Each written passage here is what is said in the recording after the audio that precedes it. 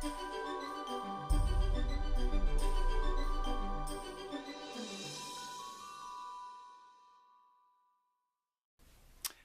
everybody, long time no video, but I am back.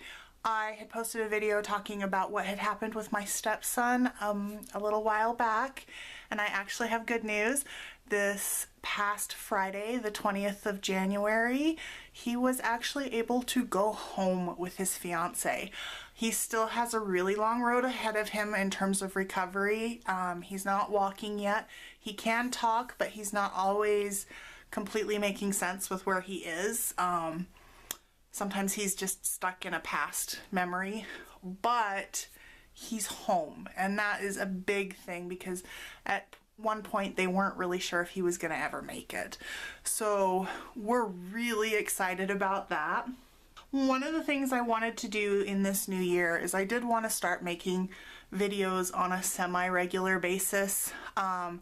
Just because of everything going on, I don't know if that's going to happen just yet, but I am going to try a little bit harder to get something up at least once or twice a month so that there is some kind of content happening here on YouTube. So today I'm going to start out with a super fun little project. With Stampin' Up, we have these super adorable little 2x2 boxes.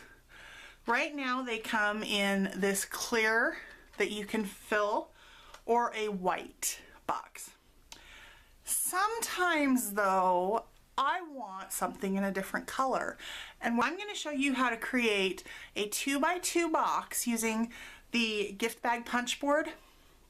And then I'm also going to show you 3 different ways to actually close that box up. So let's get started. So to start out with this box, what you're going to need, 8.5 inch long piece of cardstock that is 4 3/4 inch tall. So what we're going to do is we're going to use the gift bag punch board, and I'm going to pull this little bone folder that comes with it out. And I'm going to start with my paper off to the side just a little bit because I do want to score all the way from end to end along this top here. So just press your paper all the way in and then score, and there's actually a little hollow there that the score tool will fit into. So then we're going to line up our paper right along this line here, and we're going to go ahead and punch that. And while this is still lined up on that line, this divot that says side 2, we're going to score down that mark. So then we're going to move our cardstock and we're going to line up that score mark that we just made with the start line. So it's going to line up with this little piece that sticks out here on the tool and line up down here as well. So we're going to score across, we're going to score down that side line, and then we're going to punch and move it to that next score line. We're going to score across, down, and punch. And again. And then this time we're just going to move it to the score line. Get that lined up and punch. So we're going to take our cardstock, we're going to flip it around. Again, we're going to score across, but we're not going to be scoring down this time. So we're going to score across. We're going to line up that score line with the punch and punch. Again, line up the score line, score across, and punch. And again, one more time. And then we're going to line up the final edge right with that start line and punch it again to cover that side of the tab.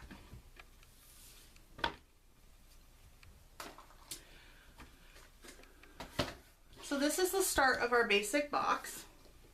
What I'm going to do before I start folding anything is I am going to take some snips and I'm going to just cut on an angle on this little 1/2 inch piece that's scored. All that does is when I go to fold that and put the box together, that's just going to make it so that it hides behind everything and it doesn't get in the way. So now what I'm going to do is I'm going to start folding each section. I like to use the little score tool that comes along with it just to make sure that my edges are nice and crisp. This will help me get a nice square box with it. And do that again. And then we're going to come in and we're going to fold all these little flaps here up. And again, I'm going to use that score tool just to make sure I have a nice crisp fold on there.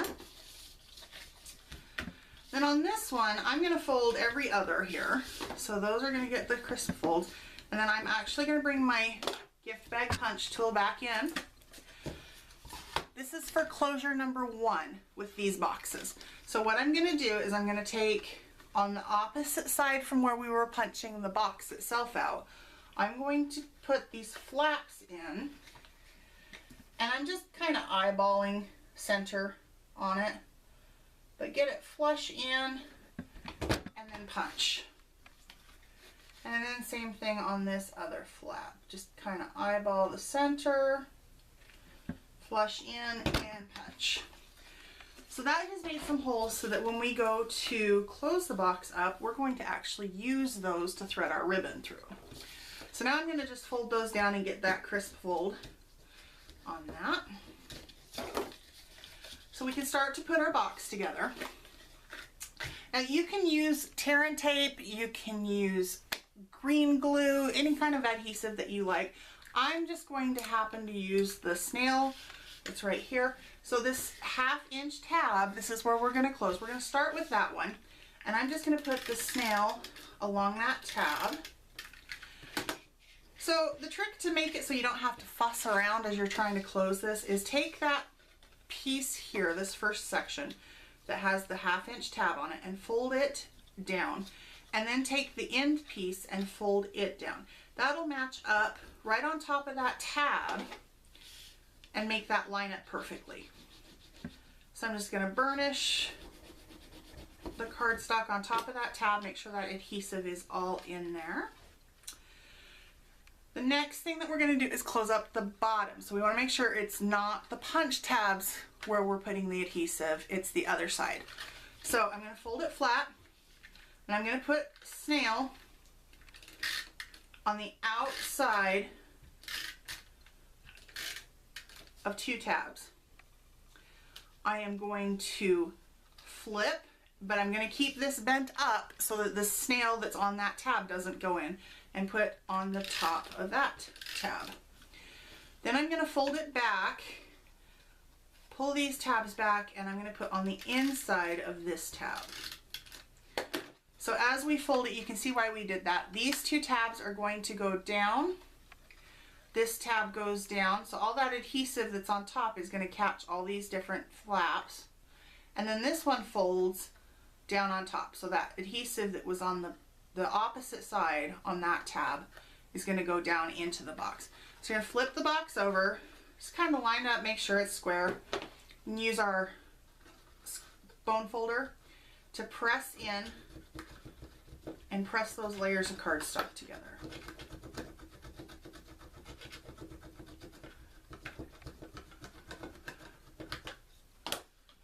So then to close off our box on the top, you're going to put inside whatever it is that you have for candy or filler. I am going to use some Red Hots. They're a nice Valentine candy. And I love these boxes because you can actually get a really good amount of treats in there. So then you fold the 2 flaps down that are not punched.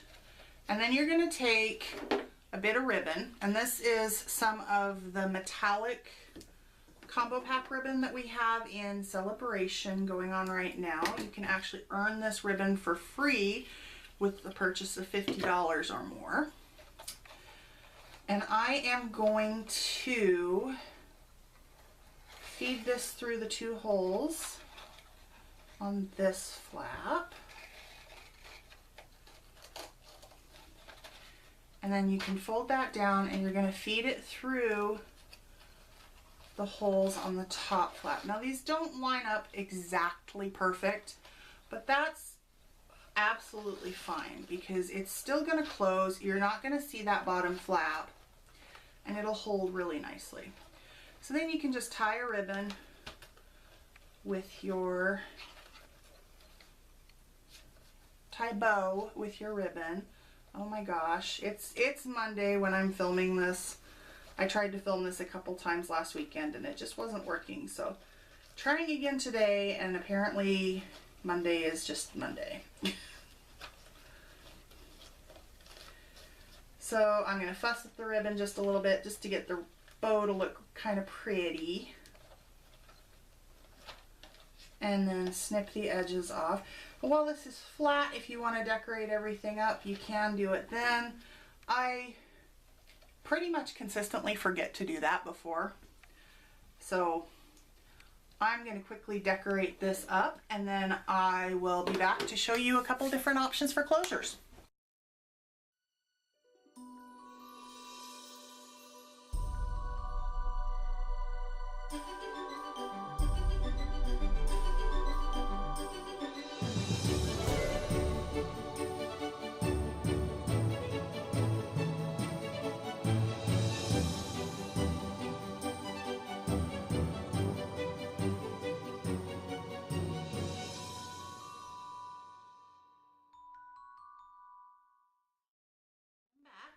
Got it all decorated up.